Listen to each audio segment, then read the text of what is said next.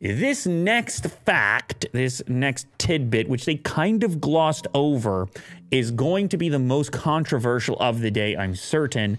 No more SIM tray, no more SIM card in any U.S. models. I don't know about Canada. They said U.S. models of the iPhone 14, 14 Plus. No more SIM tray. It is all going to be eSIM. And they made it sound like this is the greatest thing ever. So long, SIM tray. eSIM, go back up. Well, eSIM makes things simple. You can activate your new iPhone or add carriers digitally, so you're calling and texting in no time. And unlike a physical card, eSIM can't be removed if your iPhone is lost or stolen. So they make it like, you know, I know, he knows, they know. If you're switching phones, you got the flexibility. You got the flexibility to have some autonomy.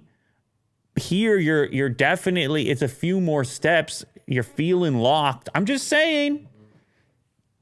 Will. Okay. I mean, I'm just a guy. I'm just making noises. You know that. Yeah. Take it how you want to take it. It's going to be controversial. I guarantee you that. No more SIM tray, all U.S. models. You're calling your carrier too much. I don't ever want to call my carrier.